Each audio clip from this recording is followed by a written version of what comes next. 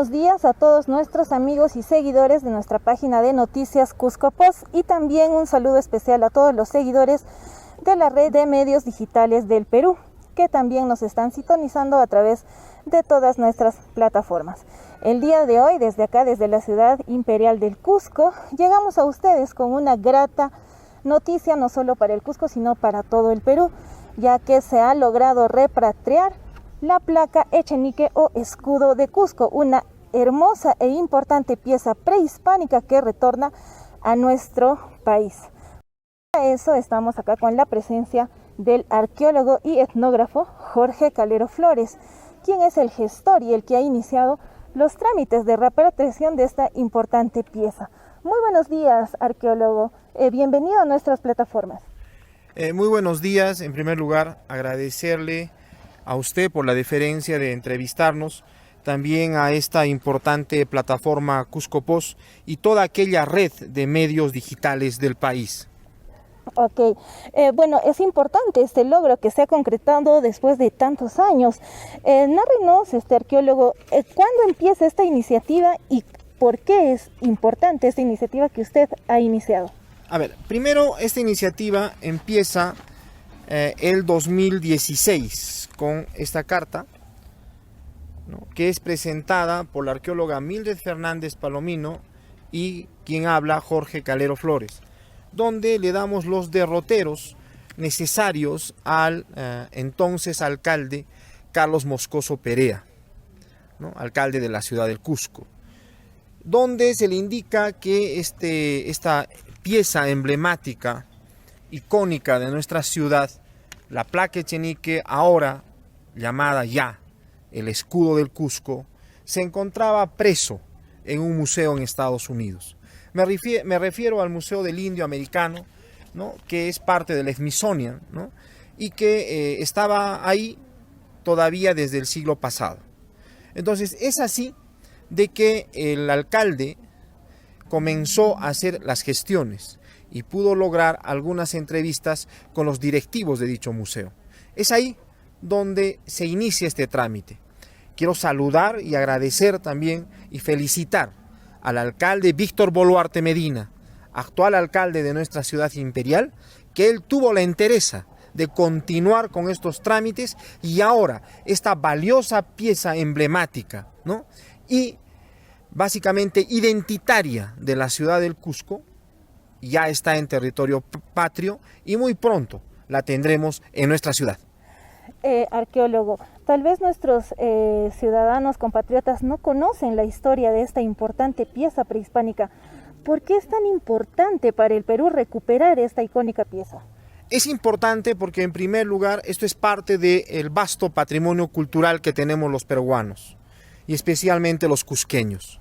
Esta pieza tiene una datación de 700 años antes de Cristo y conjuntamente que otras dos piezas que son el disco Oberti y la pluma Echenique que forman una colección importante para el entendimiento de lo que va a venir luego en el tiempo en la arqueología, como son la cultura pucara, los tiahuanaco, los huari y posteriormente lo inca. En sí es la partida de nacimiento de una tradición religiosa que va a tener más o menos unos 3000 años de antigüedad. Ok, y bueno, esta actividad pues está marcando justamente esta celebración del Bicentenario, se ha vuelto en una actividad importante para este gran año. Ahí va mi felicitación, reitero al alcalde Víctor Boluarte, que ha proseguido con estos trámites y ha podido lograr que esta pieza icónica y emblemática regrese a nuestra ciudad justamente en el bicentenario de nuestra independencia. Pero asimismo, quiero decir a la colectividad nacional y cusqueña que este trámite no ha concluido. Todavía falta más que trabajar. Tenemos dos piezas que faltan. Nos referimos básicamente a la pluma Echenique y al disco Oberti. El disco Oberti se encuentra en el Museo de Pueblo Libre en Lima y la pluma Echenique está en el Museo de Arte de Nueva York.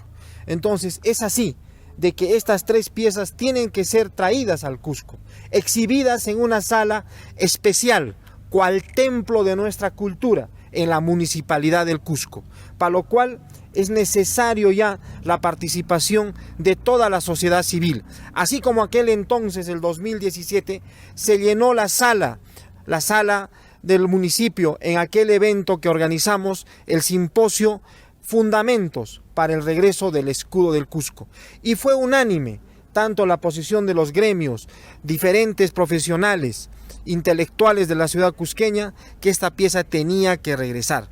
Estos acuerdos fueron parte del expediente que se envió al Smithsonian para la devolución que ahora se está realizando. Cuéntenos, arqueólogo, ¿cómo es que esta pieza termina en este Museo del Indio Americano? ¿Cuándo fue hallada? ¿Cuál fue el proceso? ¿Cómo fue que se ubicó esta pieza? Esta pieza, conjuntamente que la pluma Echenique, fue entregada en 1853 al presidente Rufino Echenique, al presidente del Perú, acá en la ciudad del Cusco. Se dice que fue una familia de personas indígenas, nativos, que habían regalado estos objetos al presidente. Quiero aclarar, estas piezas son tan especiales y tan escasas en el mundo andino que se conoce solamente unas 10 de esta forma. Tiene algo importante que se llama la simetría cruzada opuesta. Tiene iconos embrionarios que muestran claramente que se trata de un estilo mucho más antiguo que el de Pucara, el Tiahuanaco y Huari. Entonces, su datación es precisa, es de 700 años antes de Cristo. Esto se puede ver en la columna de Ica que hizo Ro. Ahora, también el doctor John Ro en 1976 estudió la colección y determinó que pertenecían al horizonte temprano del Valle del Cusco o del Cusco. Es así de que al hablar del horizonte temprano estamos hablando entre 900 antes de Cristo hasta el 200 antes de Cristo. Según las últimas investigaciones a las cuales hemos comenzado a realizar nosotros como parte de una tesis de maestría y una tesis doctoral, hemos determinado que esta pieza tiene 700 años antes de Cristo. Y estamos discutiendo con John Ro, porque John Ro él plantea 900 antes de Cristo. Pero la cuestión de que esta pieza es prehispánica, no hay duda. Es una pieza interesante para la arqueología peruana y especialmente para los estudios iconográficos. Quien habla es autor de este libro que titula El escudo del Cusco, el mensaje secreto de los Andes. En estas tres piezas icónicas, la pluma Echenique, el escudo del Cusco y el disco Oberti, se ha determinado con claridad de que existe la representación de plantas sagradas o maestras. Estamos hablando del San Pedro, la ayahuasca, la chacruna, la huilca y el toé. Asimismo, se ha identificado en la pluma una representación de un templo con sus dos ofrendantes, ¿no? Y este templo ha continuado siendo graficado hasta la época Pucara, Huari, Tiahuanaco, Inca, y ha llegado hasta la época Inca colonial. Un artículo de esta investigación de carácter científico, o lo que llamamos artículos indexados, está siendo publicado por la Universidad San Marcos. Y el artículo básicamente versa sobre la continuidad de la representación iconográfica de templos desde el horizonte temprano, vale decir 700 a.C. hasta el año 1615, que es Guamán Poma de Ayala, que verifica, ¿no?, de que todavía utilizan algunos nobles de la colonia, especialmente del Collasuyo, una gargantilla. Esa gargantilla la van a seguir usando en Huari, la van a seguir usando en Tiahuanaco, y su uso inicia con la pluma Echenique. Bueno, y entonces con toda esta descripción que usted nos ha hecho, se desvirtúa totalmente algunas versiones que indicarían que esta pieza sería moderna, sería un souvenir, y hasta algunos dicen que no pertenecería a los antepasados del Cusco. Mire, básicamente el hallazgo del disco Oberti contextualiza en el territorio del Cusco esta tradición religiosa, porque el disco Oberti se encuentra mucho más relacionado todavía con la pluma Echenique, ¿no? Que es parte de la colección donde venía el escudo del Cusco, ¿no? Que ahora está siendo retornado a nuestra ciudad. Entonces, la pieza de Oberti estaba cubierta por una pátina de óxido y el doctor Ítalo Oberti le entrega al doctor Manuel Chávez Bayón, que era su maestro. Y él a su vez se lo entrega a Ro para que haga las investigaciones. Y Ro ve algunos vestigios de iconografía en esta placa metálica, y es donde él le da a Emily Paul, un especialista de UNESCO, que hace la limpieza del objeto y encuentra que había esos grabados y que estos grabados era en sí el gemelo en otro material, el gemelo del disco Echenique y de la pluma Echenique. Pero encontrado en 1975. En cambio, el otro es entregado a el presidente Echenique en 1853. Entonces hay una diferencia enorme. Y por las mismas que ha escrito John Ro en 1976 en una revista indexada de carácter científico, ¿no? Cuando hablamos de carácter científico es que hay dos pares, dos científicos que revisan tu artículo de manera anónima, y es como una especie de un minigrado para tesis. Entonces, esa es la manera como la academia controla la producción de los académicos. No es que cualquiera puede publicar lo que quiera, ¿no? Entonces, es así de que en esta revista indexada, que es Ñao Papacha, John Ro habla de que dice de que es imposible que haya sido pues réplicas estos objetos, ¿no? O que hayan sido creaciones, porque para aquel entonces no se conocía mucho de objetos que estaban relacionados a la fase 6 de Paracas.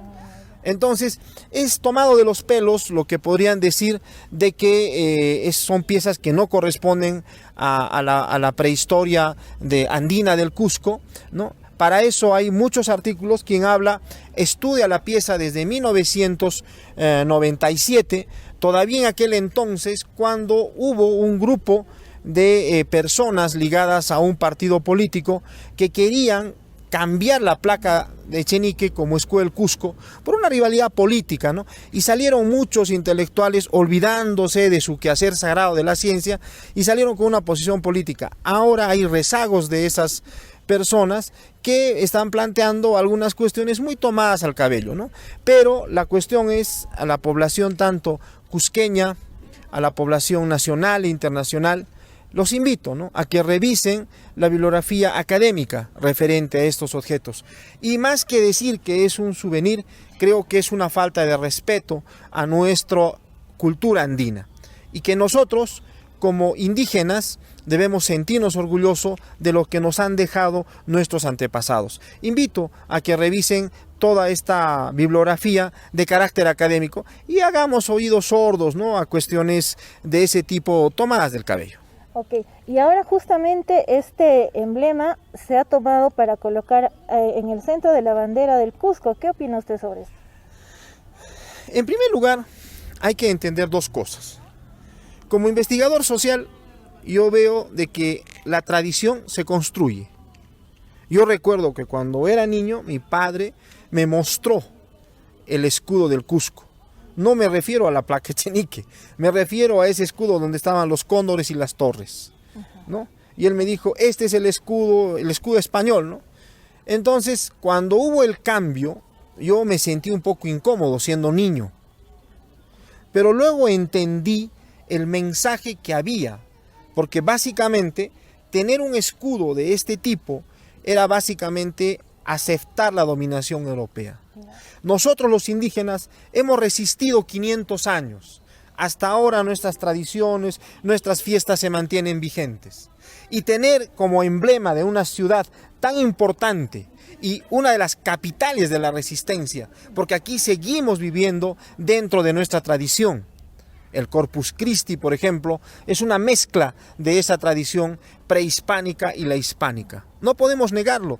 Estamos aquí en un lugar sumamente importante. Estamos en Colcapata, ¿no? Entonces, ¿qué cosa significa esto?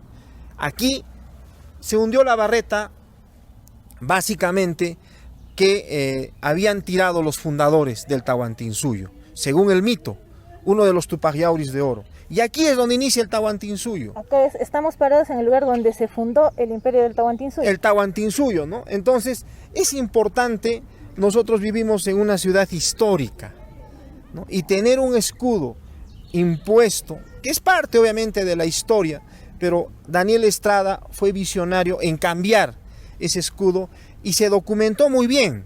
Consultó en aquel entonces al padre de la arqueología cusqueña, Manuel Chávez Bayón, al mismo doctor John Ro, y pusieron el escudo del Cusco, claro, ¿no? Que ahora está retornando. ¿Y en dónde va a ser exhibida acá en Cusco? Todavía no se ha decidido, todavía según lo que sé, todavía no se ha decidido. Se está preparando una sala en el museo, en la municipalidad, y la posición de nosotros, ¿no? Que creo que tenemos algo de autoridad, siendo uno de los gestores para el regreso de esta emblemática pieza, nuestro escudo del Cusco, sugerimos de que tiene que hacerse un museo individual, y vuelvo a repetir, cual templo para estos objetos sagrados.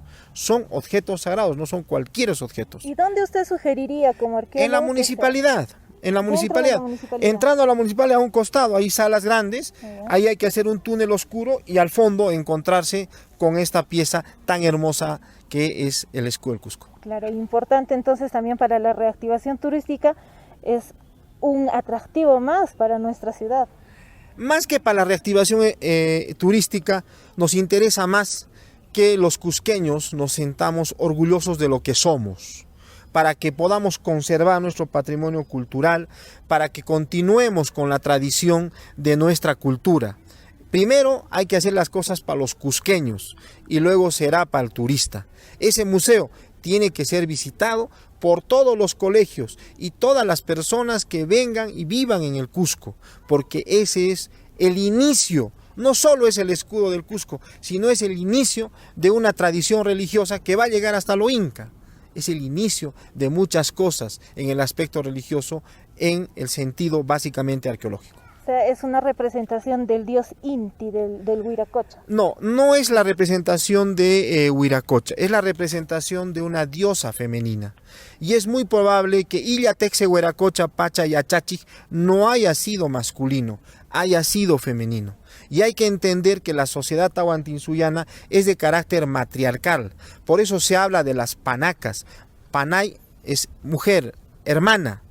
Entonces, la línea se llevaba por la madre, por la familia, la que llevaba la administración, la que llevaba la administración de la economía es básicamente la mujer. Actualmente, uno va al mercado San Pedro, ve un saco de papas, cantidad de sacos, y ve un hombre muy fornido, un campesino de provincias altas, y le dices, ¿cuánto cuesta tu papa? Y él dice, yo no sé, mi esposa sabe.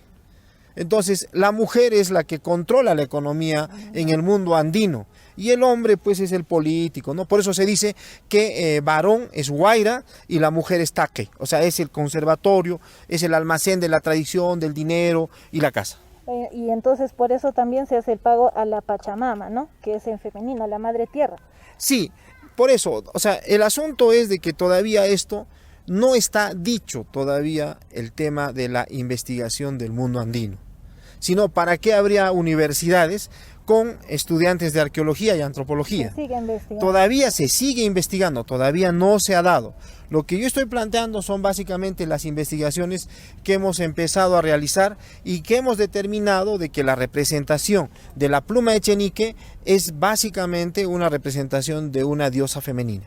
Ok, muchísimas gracias entonces, arqueólogo, ha sido un gusto conversar con usted.